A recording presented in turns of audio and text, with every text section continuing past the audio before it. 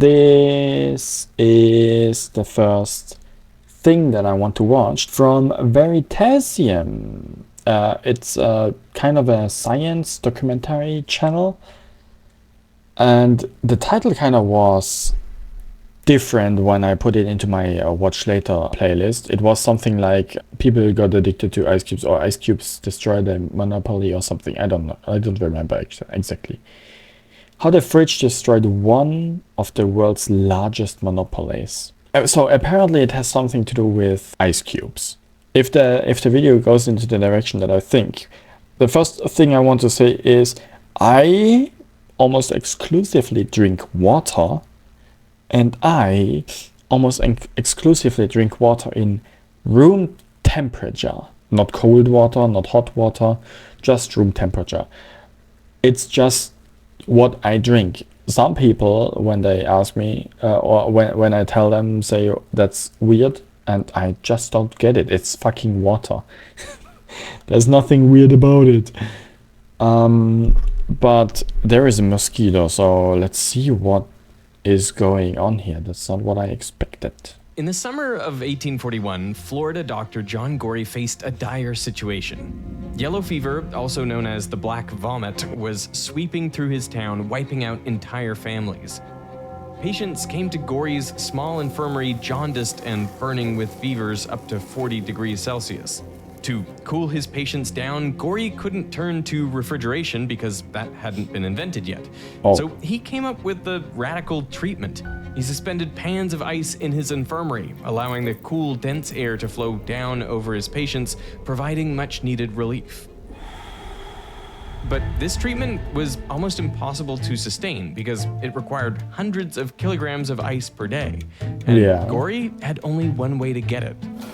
I was just about to ask, how did they make ice if refrigerating or cooling down was not a technology yet? Importing it? Really? He relied on ice blocks that were transported thousands of kilometers through a now forgotten ice empire, a vast network of ships and ice houses all built and controlled by one man. Oh wow. Known to the world as the Ice King. That's a name for a Disney villain. I mean, it kind of makes sense, but okay, I see. This is the monopoly that was destroyed. I thought it was more like a, well, I don't know what I thought. Those ice cubes don't fit into the glass that I drink out of, though. 5 years, he had forged a monopoly that spanned the globe, and anyone who wanted ice was at his mercy. Gorey only got a few deliveries each year, and now, by the peak of summer, the cost of just a few days' ice for the infirmary would have been more expensive than the average yearly wage. And I think also back in these days, isolation or thermal isolation on windows, walls and stuff was also not really priority, I guess. But ice was, apparently. So locals began to refer to the ice as white gold. As ice is transparent, not white. As Gorey's supply ran out, he was forced to watch his patients suffer and die. It was in that moment that he decided he would find a way to free the world from the grip of the Ice King. Smart. By the turn of the 19th century, most of America's ice came from the northern states, where thousands of square kilometers of lakes would freeze over for much of the year. The hard part was getting all that ice out. To get ice out of a lake or river, first of all, you had to trust that it was deep enough to support your weight. Then there's no way to really tell. Then you had to walk out several feet onto this plane of ice, take a saw that's as long as I am tall, and then carve the very ice that you're standing on and just, hope to heaven that it doesn't sink. Okay. Then you had to kind of float it to shore, and a horse would help to kind of pull the ice into the back of a wagon. It was frequently common for the harvesters and their horses to fall through into the ice, sometimes to their death. This dangerous and painstaking process meant that ice remained a rare commodity, available mostly to wealthy landowners. That's a lot of effort for a little bit of cold water. One of the few who had access to it was 22-year-old Boston merchant Frederick Tudor. In the winter of 1805, Tudor was thinking back to a tragic incident that had happened 4 years earlier. He and his brother came down with a bad fever while visiting the Caribbean. Back home, they would have just Mosquitoes. asked their servants to get some ice.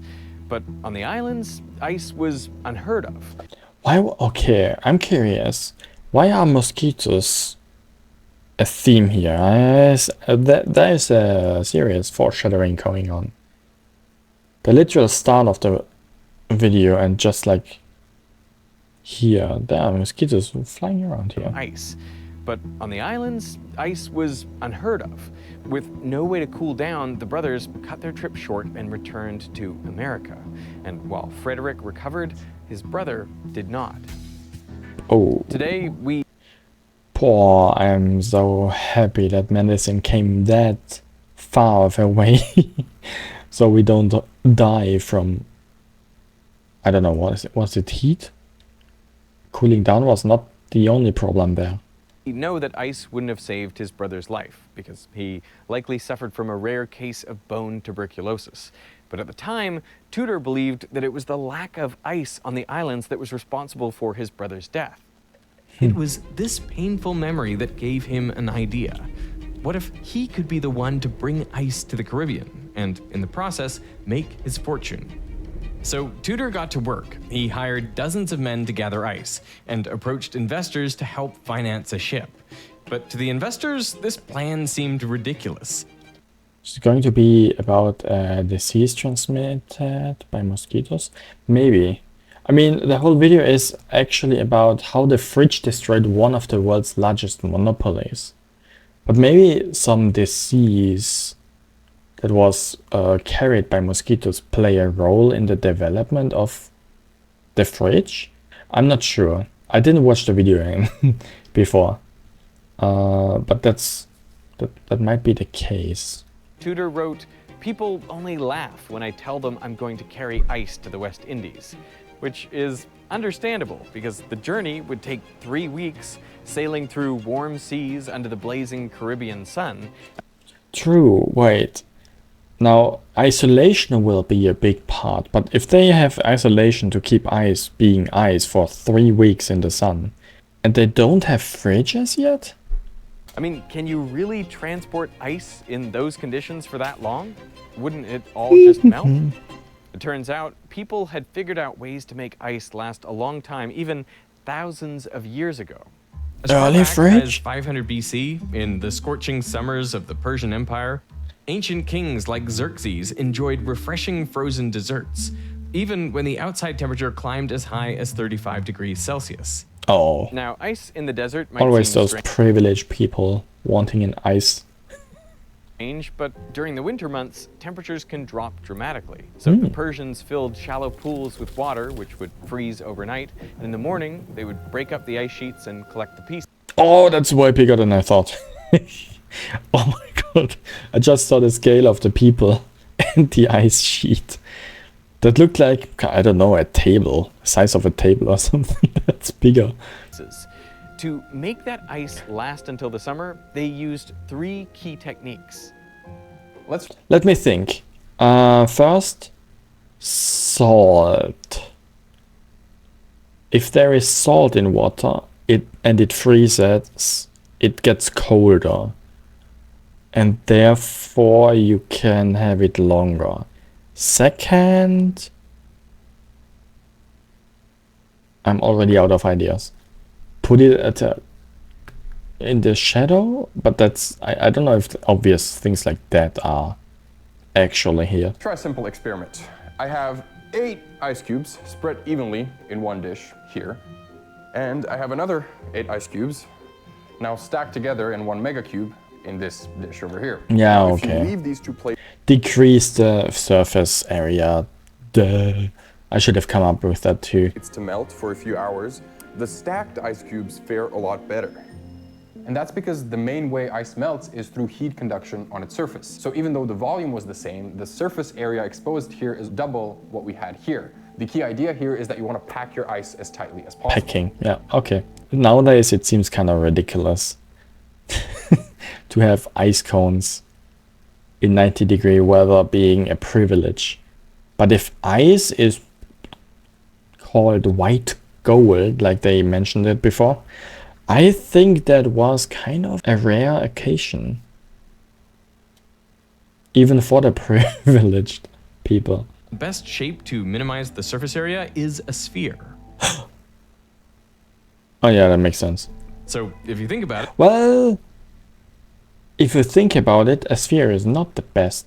You should make it like an oval, like an egg shape, because the water that is running down is also heating up the ice on the bottom, so the bottom has to be more and stuff. But that's I don't know enough about thermodynamics.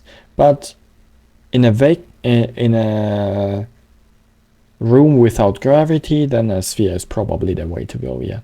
a snowman is pretty much mathematically optimal to survive as long as possible. But you don't need perfect geometry to make ice last a long time.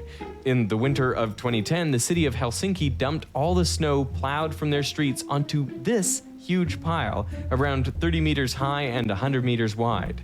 Almost a year later, that very same pile was still around, despite being exposed to one of the country's hottest summers in decades. Helsinki battles with snow that just won't melt. Cover it with something. As one of the hottest summers in excellent, Helsinki is still coping with mountains of snow cleared from city streets during the record-breaking winter of 2010-2011. True, if you cover the snow with some heat or cold isolating material, then the cold stays in, the heat stays out. That's what thermo boxes, what fridges do. In decades. The main reason it lasted so long is because the ratio of surface area to volume actually decreases for larger and larger amounts of ice. For example, if you double the radius of this snowman, then the volume of ice increases by a factor of 2 cubed, or 8, but the surface area only increases by a factor of 2 squared, or 4. This is known as the square cubed law, which was the more ice you have, the more efficient the packing is, I get. Get a few blowtorches to melt that. I don't know if blowtorches would help. Dynamite, on the other hand. Pull the dynamite into the snowball, make it explode, and the surface area explodes. Quite literally. the second technique used by the Persians. And finally, they needed a way to shield the ice from the harsh desert. Okay, I have another example. 2 ice cubes, 2 dishes. The only difference really is going to be that I have this fan, which is going to be blowing air onto this ice cube. Now it's not heating any of the air, it's just blowing away any air the ice would have chilled for itself, and it's introducing more warmer ambient temperature air, which heats the ice cube better. Yeah, that's why you want to cover the After ice. about an hour of the fan blowing, this ice cube is completely gone, whereas this one is only about 40% melted. So obviously you want to minimize the amount of airflow that you're getting around your ice. One way you can do that is by putting the ice in a deeper dish, like a pit. Because colder air sinks to the bottom, so it collects around the ice and lets it stay there for longer. And a way you can one-up that is to seal the ice, which is exactly what the Persians did. This is a yakhchal, an ancient Persian ice house. It's a massive domed structure with walls up to 2 meters thick at the base. Exactly. Here, the Persians collected up to 220 tons of ice and packed it tightly together in a pit. This allowed the cold, dense air to collect while warm air was funneled up and out of the dome. After the winter, the entire structure was sealed up, insulating the ice until summer. Nice. 2,300 Very smart, really. 22 tons. That's a lot of water. years, these techniques barely changed. And now, Tudor was ready to bet his fortune on these ancient principles. So he mortgaged land on his family estate to buy a ship, and he began modifying it for the long journey to the West Indies. He did that by building out a cargo hull in a ship that was built similarly to the ice houses. The ice was elevated off the ground. But obviously they don't put 22-ton cubes of ice onto ships. Were also packed really tightly. Tudor went all in, sinking a full $10,000 of mostly borrowed money into the venture, which is the equivalent of over $250,000 today. He sent his youngest brother and his cousin ahead to the island of Martinique to build an ice house ready to receive the cargo. On the morning of February 13th, 1806, Tudor departed Boston Harbor, carrying with him over 80 metric tons of ice. The first shipment What? How many boats are there? 80 tons? I thought 20 tons are too much. Holy crap. of its kind. The Boston Gazette ran an article that read, "No joke, a vessel has cleared at the custom house with a cargo of ice. We hope this will not prove a slippery speculation." After nearly 3 weeks at sea, Tudor's ship arrived, and to his relief, around half of the ice had survived the trip. But there was a problem. His brother and cousin had failed to build an ice house. So with no place to store the ice, Tudor had to sell it straight off the dock under the hot sun. He sold as quickly as possible, but after 2 days, he had only made about $50. The locals were confused by the strange frozen water, and many were shocked when their new product disappeared before their eyes. One customer tried to save his precious ice by submerging it in a bath of water, only to find it vanishing even faster. In the end, Dun, all dun, Tudor dun. could do They all had no idea what ice is because nothing freezes there. I mean, $50 out of 1,000? That's a loss. I think if my math is correct, that's not good. was watch his remaining ice melt away. Yet somehow he was undeterred, and over the next 4 years he continued to borrow money, using every cent to ship ice to new markets like Cuba, Jamaica, Barbados, and Antigua. But business remained difficult. Tudor wrote, "I found myself without money and without friends, and with only a cargo of ice in a torrid zone to depend on for the supply of both." By 1809, Tudor owed $40,000 to investors, which is over $1 million today. He was hounded by creditors. He was forced to hide from sheriffs on his own ships, and he was even sent to debtor's prison twice. He later described it as the winter of my discontent. But during that time, he had a revelation. The reason demand wasn't picking up was because the people of the West Indies didn't know what to do with ice. You don't think $50 would be worth 40 tons of ice? Wait a second. He had $10,000, which is worth 250,000. So a factor of 25. 50 times 25 are 1,250, I think. Yeah. Okay. $1,250. If 80 tons of water, half of it melted, are 40 tons of water. 40 tons of water worth $1,250. No, you are right. That is not worth it. Not even in today's standards. Considering that I think the water where I live is for free.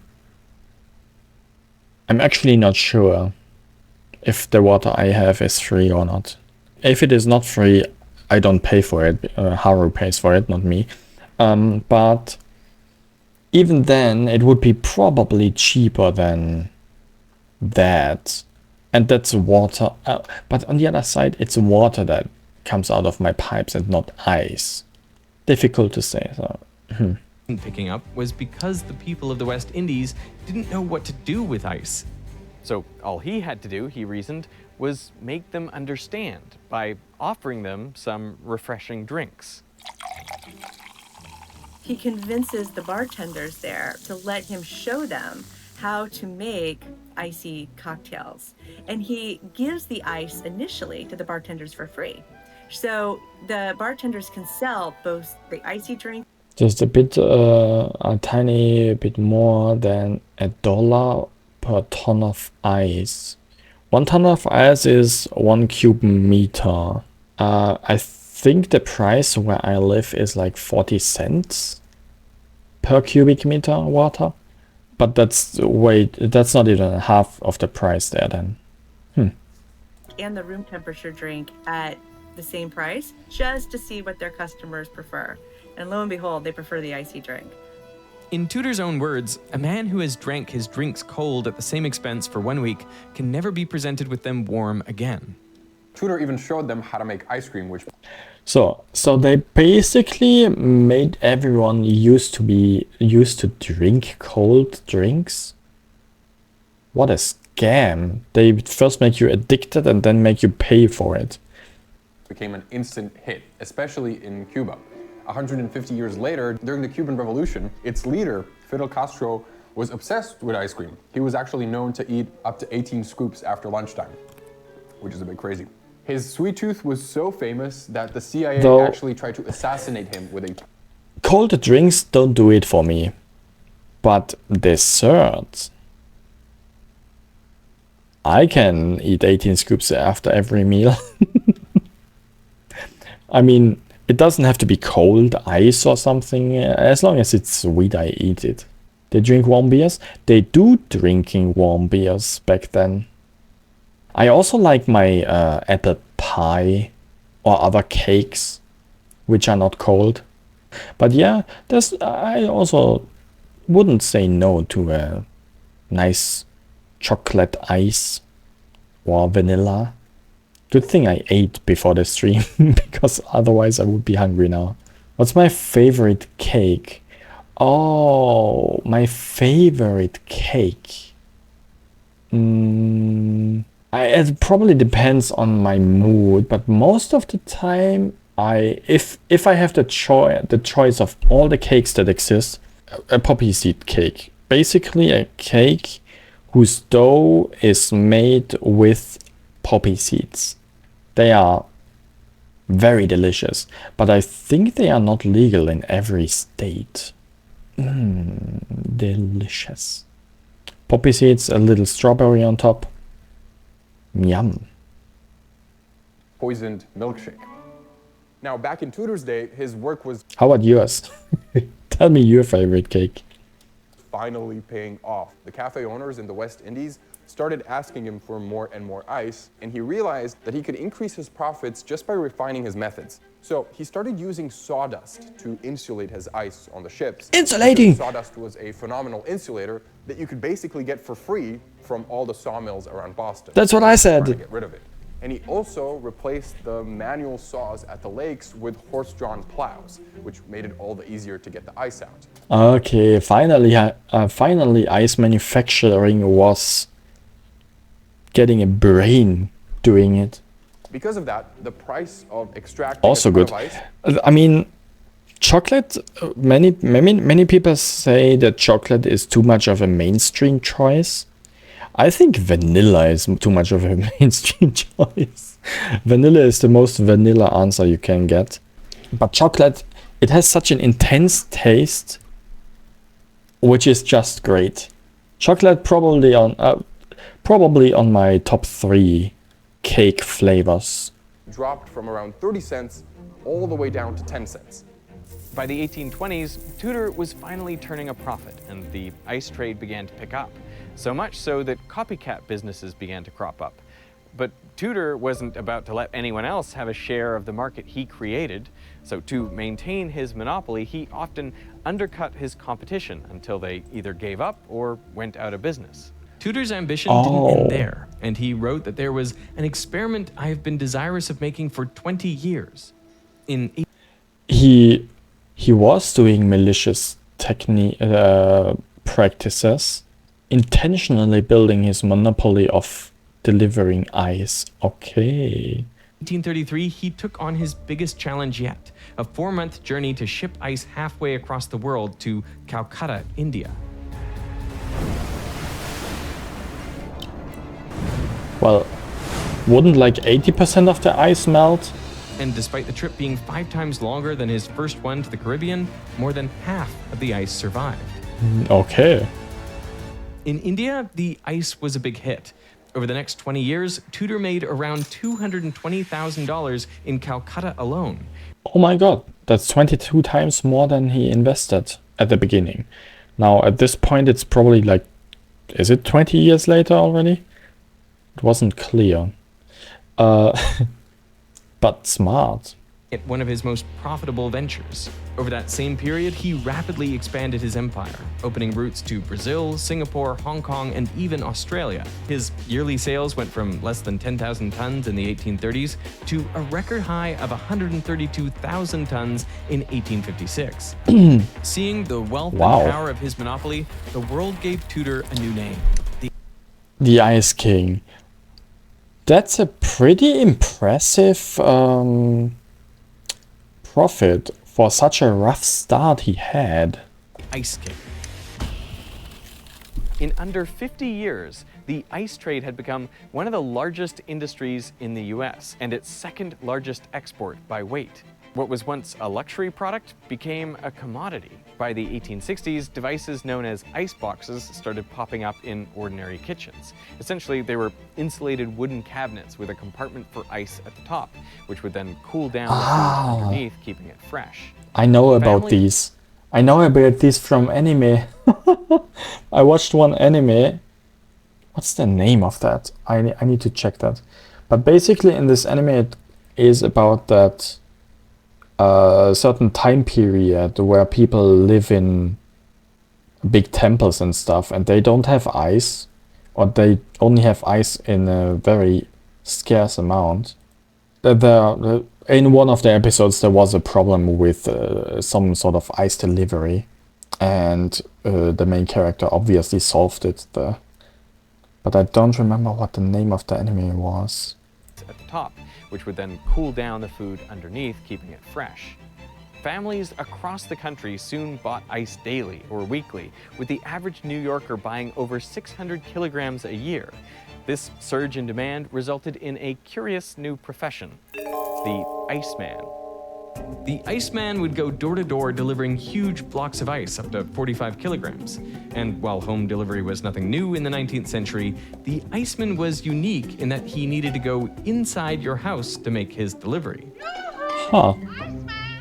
All kinds of rumors and jokes and cultural thoughts started to crop up. And if you look at some of the most popular songs at the time, She Fell in Love with the Iceman, or The Iceman Took My Wife. If you look at old Valentine's Day cards that were circulating at this time, they all had puns about the Iceman. What? The Iceman made my wife, too hot. He was supposed to deliver ice. Like, it was so silly. That's the first time I hear from that. The Iceman cometh. What the... People are crazy. So silly. Consumption of ice in big cities like New York skyrocketed. And by the end of the 19th century, ice had grown into a billion-dollar business. And while part of the demand was due to home ice boxes, the real driving force was several new industries. Fish industry, the meatpacking industry, the brewery industry. It became like this multi-level industry. When we get to the point where there are railroads, then comes the invention of the refrigeration car, railroad cars that were insulated with ice blocks to carry things that are perishable. So if you think about it, So they had a huge icebox on rails, basically. Okay. fresh fruits and vegetables that have been region locked now can become national staples. So you have apricots and cherries from California, you have strawberries from Florida. They can all go inland. Actually, you want to guess the name of a vegetable that was really popularized with these chilled cars? Chilled vegetable. Chilled vegetable. Strawberry. Well, I'm gonna guess lettuce? Which one? Lettuce? Iceberg. It's gotta be iceberg, right? Exactly. It's like crunchy water. Iceberg like lettuce. Iceberg lettuce. It is crunchy water, but it was actually called iceberg because of the ice that kept it fresh. This change marked the beginning of a new system called the cold chain, and for the meatpacking industry, it was a huge upgrade. Previously, the only way to transport fresh meat was by sending rail cars filled with live cattle straight from farms to cities. Then the animals had to be brought into the city and held in local stockyards before they were prepared by local slaughterhouses and butchers. The result was that city centers were filled with dirty, noisy cows. And on top of that, since almost half of the animal was inedible, shipping was extremely inefficient, pushing up the cost. But with chilled rail cars, all this Poor changed, cows. and the country's supply chain reorganized into three parts. First, ranches across the Great Plains funneled their cattle to cities in the Midwest. Taking on the role of industrial food preparation and distribution, these cities built up vast stockyards, slaughterhouses, and rail hubs to send the meat onward. Chicago emerged as the nation's meatpacking capital, ballooning in size from just 30,000 people in 1850 to 1.7 million in 1900. That's longer ago than I expected, actually. On the other hand, when were the first ice boxes invented? 1820 or something, I think they said. The end of the chain were the large, insatiable cities. With the new system in place, almost twice as much edible meat could be transported in each rail car, eventually dropping the cost in urban areas by 39%. A year ago or so, I wouldn't be mad at watching meat prices go down. But knowing what is happening, that kind of makes me sad and mad. This parmicide has to end. The result? Demand At some soared. point. In New York City alone, beef shipments rose from just 2,400 tons in 1882 to around 63,000 tons in 1886. That's a 25-fold increase in just 4 years. But more importantly, Holy with shit. a national distribution network to rely on, these cities no longer needed to prepare meat locally. They could finally get rid of all the infrastructure and herds of cows in the city center, freeing up the land for things like housing, offices, and factories. Yeah. This fundamentally Make killing animals more efficient. Yes. changed their structure and gave rise to the modern city of today. But while the cold chain was redefining America, a new invention was about to overthrow the natural ice industry. The Which fridge. brings us back to Dr. John Gorey in the Yay! 1840s. We are finally in the 1900s. A few scientists had devised and even built prototype cooling machines, but they weren't commercially viable. And Gorey wasn't faring any better. He had spent 3 years struggling to make artificial ice with no success. But one night, while experimenting with an air pump to drain a bucket, he noticed that if he let the air expand quickly, it formed a thin layer of ice on the surface of the water. He had just stumbled upon the breakthrough he needed, and he set about creating a prototype based on this idea. Oh, Take it a was sealed cylinder. it was an accident.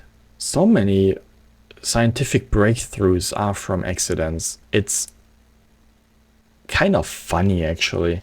How we cannot be smart enough to figure it out, but just accidents make us realize that some things happen. Sure, some things are actually figured out before with theories and stuff, and then executed and realized, oh, that works actually. But so many things are just something happened by sheer coincidence and someone noticed at the right moment. It's kind of funny. Filled with air and a piston that can move inside it. We'll assume there's no friction or heat loss to the environment. When the piston pushes down, the air is compressed, increasing its pressure and temperature. The reason the temperature increases is because as the piston pushes down, it moves toward the air molecules. So when a molecule bounces off this moving surface, it gains a little bit of speed. And since the temperature is proportional to the molecule's speed squared, well, the air must heat up. Yeah, that's But notice that thermodynamics. this process is completely reversible. If the piston is released, the high pressure air pushes the piston back until the pressure equalizes. So now when one of the molecules bounces off the piston, it loses a little bit of speed. Gorey knew that if Yeah? he simply let all of this hot, high So let's be real for a second. I don't know how a fridge actually works. So maybe he explains it now? I can see how it could work. You expand a space. Okay, let's listen to the explanation. pressure air expand, it would return back to roughly its original temperature, which wouldn't be very helpful. But what if he first cooled the air and then let it expand? Well, then its temperature would drop far lower than the ambient air. He started with a similar setup, a cylinder and a piston that were powered by a hand crank, which he then attached to a large air tank. As Gorey turned the crank, the piston moved down, compressing the air and raising its temperature. Yeah? To prevent the air from being sucked out of the large tank, Gorey added a one-way valve at the bottom of the cylinder. He also added a similar valve at the top of the piston so that the cylinder could refill with fresh air. So now, with each turn of the crank, more and more air was added to the tank, which allowed Gorey to increase the pressure to around 10 atmospheres. Wow. But then he added one extra step. In between the piston and the tank, he placed a big bucket of water, and he forced the air through a submerged pipe.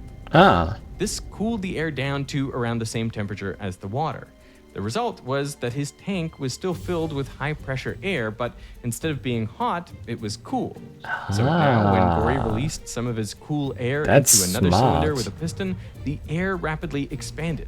This cooled the air down below its starting point and dropped it to freezing temperatures. Gory then placed this entire cylinder inside a large tank of water, finally making ice. But to avoid the entire tank freezing solid and clogging up his machine, he used one final trick. Instead of fresh water, he filled the final tank with salt water, which freezes below 0 degrees Celsius. Since the salt water remained liquid, he then submerged metal molds of fresh water until they froze into solid blocks. Smart, essentially creating the world's first ice Okay, cream. is this how? For the first Is this actually also how modern fridges work? Like fundamentally? I assume so.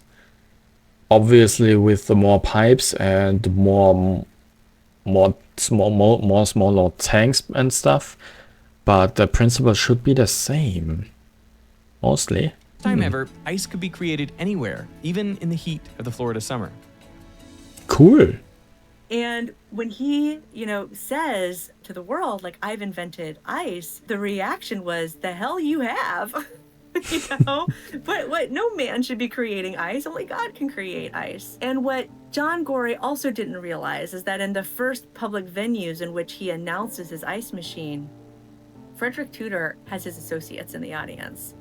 And Frederick Tudor is a man who does not take lightly to threats to his empire. And what bigger threat to the, natural ice harvesting? Yeah, if you export ice around the world because you take it from, I don't know, was it Greenland, somewhere in the north, and ship it around the world, and then someone invents a machine that can create ice anywhere in the world, hell yeah, you feel threatened. Of course. The empire is there, the human-made ice. There was no way the Ice King was giving up his empire without a fight. What he ends up doing is he ends up paying editors up and down the eastern seaboard at newspapers to publish scandalous news articles about John Gory. So everywhere from Tallahassee up to New York, you see newspapers publishing headlines like, there's this crank that thinks he can make ice as good as God Almighty. And ultimately, John Gory, he does patent his machine, but he never makes a dime on it. Gory spent the next few years in financial ruin. A decade later, he died alone and penniless, most likely succumbing to malaria. There are reports he suffered an extremely high fever in his final days, the very symptom he had tried to alleviate for so many years. Ouch. Gory's invention hadn't been completely ignored. Soon, others began work on artificial cooling machines, including James Harrison, a Scottish-born engineer working in Australia. Harrison noticed that Gory's machine had one big drawback. It relied on just two components to move heat, a compressor and an expansion engine. So instead of using air to cool his machine, he tried a different approach. I have a can Not of air. freeze spray here, which is a liquid that when I press down on this button, comes out and immediately evaporates into a very, very low temperature gas. So what I'm going to do is I'm going to blast it at this cup of water, and the process is actually so effective that in essentially under a minute, I'm able to get some ice to form in there. Okay. So What is after that? a layer of water, Liquid you get this. nitrogen? A bunch of ice. Now, the reason this works is because something special happens when a substance changes phase. So in order to go from a liquid to a gas, it needs to absorb a lot of energy. Yeah. And pretty much all this energy goes into overcoming the force of attraction between molecules so that they can disperse and go into the gas phase. Harrison realized he could take advantage of this effect. That's how cooking by water forcing works, the or fluid to condensing. continuously evaporate and condense as it's going through a loop. A modern version looks something like this. Start by adding a liquid under high pressure to a loop. Passing this liquid through an expansion valve quickly drops the pressure and temperature, causing some of the liquid to immediately turn into a gas. The mixture then passes into an evaporator coil where the remaining liquid continues to boil. But this phase change requires a lot of energy, so the liquid absorbs heat from the environment, and this is what creates the cooling effect. The cold gas is then cycled through a compressor, raising its temperature, and then it's pushed through a condenser coil. Here, the hot gas cools and turns back into a liquid, releasing the absorbed heat back into the environment before returning to the expansion valve. Oh, there we are at a cycle. So we don't need continuous gas flow in. We have a cycle doing this stuff, and we need only one pump. By repeating this cycle over and over again, Harrison was reportedly able to manufacture as much as 3,000 kilograms of ice per day, and his machine was a huge commercial success. Nice. Meanwhile, public resistance to godless ice and artificial cooling began to fade, overshadowed by a growing health crisis linked to natural ice. One of the reasons artificial ice was so much better is because we make it on our own terms. With natural ice, we had to wait until the right season, in the right place, and then whatever happened in the water that froze, like something died or was rotting in there, we had to work with it. By the time Dead we get to fish the and mid-19th stuff. century, the peak of the Industrial Revolution, factories and farms just letting loose their chemicals and detritus into the nearby lakes and rivers. You put an ice block into your cocktail, you could get cholera. There are like stories Oh of my gosh. hospitals treating wounds with ice, and then the ice makes you get a disease, and your wound isn't even the problem. They're getting cholera. That- They're getting food poisoning. Oh or my gosh. Ice poisoning. I mean, they're getting very, very sick. That's bad. It's so I mean, obviously. That was a problem before already, right? I cannot imagine that everything was just fine for like 40 years. Putting ice on the whole globe. Quality control is probably stepped out of the machinery at some point just to make more profit, I guess. Stupid Ice King. Funny, when we were first talking about this story, I was thinking about this, frozen New England ice, and I was just imagining like the purest lake water, this crystal clear ice, and like just this incredible product, right? But now that you mention it, it probably is a lot less hygienic, and there's probably germs in there. And so the, human-made ice companies were like, Problem of not cleaning stuff before putting it on or in people. I don't know if you get the natural cube of ice from a northern country imported, and that piece of ice was from a lake, and in that lake there was a disease going around among a fish population. I don't know if any amount of cleaning that ice would actually help.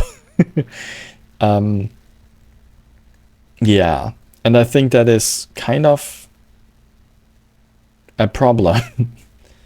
if huge amounts of ice cubes can literally make people sick. It is safer when you can just take water that you know is safe and make that into ice. Makes complete sense for me, to me. sure, our ice isn't made by God, but natural ice will kill you. So which one do you want? after the Yeah, first good saying. Ice isn't made by God, but natural ice can kill you. affordable home refrigerator landed in the mass market in 1927, it became one of the fastest adopted new technologies of the entire 20th century, going from less than 1% of homes having one in the 1920s to 85% by 1944. This made its takeoff even faster than the motor car replacing the horse-drawn cart. Whoa, There's this that's argument fast. of, would the world really be so different without refrigeration? Like, sure, food, strawberries, iceberg lettuce, but then you think about vaccines, blood donations, insulin. Yeah, some everything cold that chain needs to be transports, those cooled. things. In a world without fridges, everything that needs to be cooled would be way more difficult to obtain. Or to maintain, better said. Yeah, from blood to other medical stuff, food. And then beyond medicine, the same principles that Harrison and Gorey used for their fridges are what allow us to cool things down to almost absolute zero. Over the past century, so many of the discoveries that we made rely on this principle of refrigeration. MRIs, the Large Hadron Collider at CERN, the James Webb Telescope, all of that is also refrigeration. And my favorite is the PCR story, where Thermus Aquaticus was in a fridge for 16 years before Kary Mullis discovered it. There wouldn't have been that connection to make PCR viable in that way without a fridge. I think it's easier to focus on the movement of macroscopic objects and macroscopic things happening, but this is really about controlling motion on the smallest scale, controlling thermal motion. which is a pretty remarkable breakthrough. I mean, we could heat things up for a long time. So you want to increase the thermal energy of molecules. You could do that from the time we had fire. But actually taking those molecules and figuring out how to remove their thermal energy and really slow them down, that's the refrigeration story. And that's really recent. I I didn't think about that actually. Yeah, heating things up was known way sooner. Makes sense. Cooling things down, there's not an intuitive, easy way to do it. I mean, for me, there is. I just go to my fridge and put something in there. That's pretty intuitive, but only because I have a fridge. But as you point out, like, it has profound effects. Gori was able to make ice because he wasn't afraid to step outside his own profession, medicine, and venture into a new field, thermodynamics. And while you probably don't need to reinvent the fridge, learning a new skill is always handy. Brilliant Now, question here mark. At Veritasium, we create simulations and No. models to test our ideas and illustrate them. And along the way, our team has learned to code in Python. Oh, no, programming. Programming. Okay. CSV Bob equals root. I get sick. I have too much programming in my life recently, and I cannot even start to understand what's that. Make sure our animations are as accurate as possible. So if you, like us, want to understand coding and strengthen your programming skills, a great place to start is today's video sponsor, Brilliant. I called it. Brilliant have recently added new Python and coding courses starting from the basics and working all the way up to complex topics like how AI works. No! Each of these is designed to break down concepts into smaller pieces. Why does everything has to do you to explore your own ideas? with AI? Brilliant helps you build skills in math, science, and computer science Shut. through step-by-step interactive learning. This method is proven to be far more effective than just watching lectures or videos alone. Oh, What I love most is that instead of dumping formulas on you, Brilliant guides you to those aha moments where everything finally clicks. You know, I have changed my phone a fair few times over the past 5 years, but every time I do, I make sure to download the Brilliant app because it's such a great way to keep my brain engaged. So if you want free access to Brilliant's courses for a full 30 days, go does to Brilliant work like Duolingo? brilliant.org/Veritasium. I You thought can Brilliant is scan like this QR code courses. or click the link in the description. Brilliant And also not gives like our viewers quizzes. 20% off an annual premium subscription for unlimited access. So I want to thank Brilliant. Well, for maybe sponsoring at this some video, point and I want check to it thank out. you for watching. But not really anytime soon. Not really anything that I am really interested in. That was Veritasium, the video about the fridge. It was not really about cold lemonades and stuff, not really about the ice cube and why everyone is so addicted drinking cold stuff, but more about the invention of fridges. So not what I expected, but really great video regardless. Watch it. Great channel in general. I watch almost all of their videos. What you learned, cold is addictive. What I learned, cold is very, very important for medicine and stuff.